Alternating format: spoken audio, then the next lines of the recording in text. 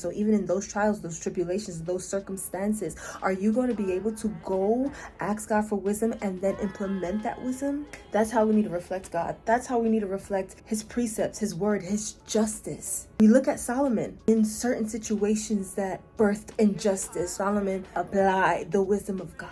And justice was fruit, was a product of his wisdom. Go into the secret place, ask him to teach you how to utilize, apply, and implement this wisdom into your life. Whether you want to believe it or not, the wisdom of the Lord is mandatory for our earthly lives today. Here we are, Grand and Rising. Grand Rising.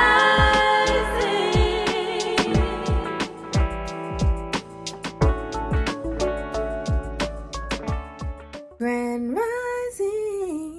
Here we are, Grand and Rising, on this beautiful and blessed moving Monday rising. Beloved, today I just want to encourage you and just draw you in to the pool of wisdom. As I was in Proverbs, the Lord was speaking to me on wisdom. And we've talked a lot about this in this ministry, about the difference between the wisdom of the world and the wisdom of God, right? But the Bible is very clear when it says, if we do not choose wisdom, if we do not walk in wisdom, for one, we are foolish, and for two, our ways will not be right. Now, does that go for the person who is a believer, the person who accepted Jesus as their Lord and Savior, the person who got baptized and proclaimed their salvation in the Lord publicly? It can also apply to them. Just because you did both of those steps, you can still choose to not walk in wisdom. I was that Christian, right? Wisdom is very important. To choose every day, to decide every day that you're going to walk in the wisdom of the Lord in every arena of your life, every situation of your life, every circumstances, every area and aspect of your life. We get to choose if we want to walk in wisdom or not.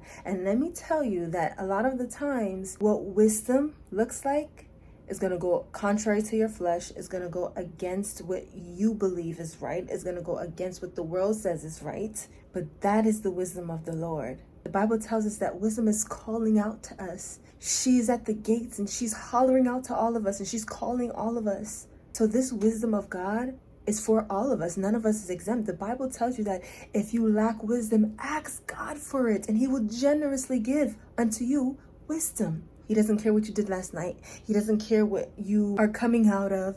If you ask God for wisdom, he will generously give it unto you. Beloved, in this life, right here on earth, I know a lot of us, we can't wait to get to heaven, but beloved, if you can't mimic heaven, if you can't reflect heaven right now on earth, you get into heaven, what are you going to do?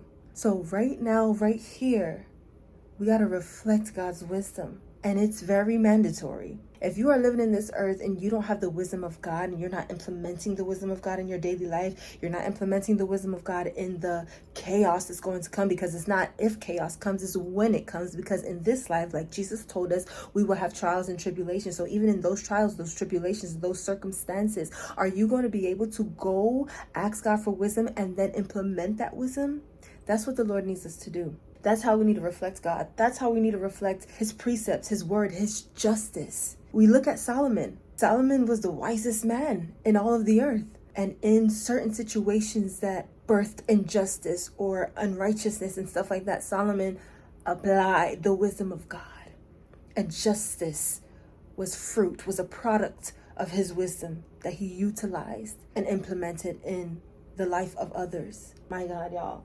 Today, I want you to move, go into the secret place and ask God for wisdom and ask him to teach you how to utilize, apply, and implement this wisdom into your life, because it is mandatory. Whether you want to believe it or not, the wisdom of the Lord is mandatory for our earthly lives, our daily lives today. So I love you guys so much, and I pray that you take this and you move, action. You put action towards it. I love y'all, and I will see you on tomorrow's Rising. Grand Rising.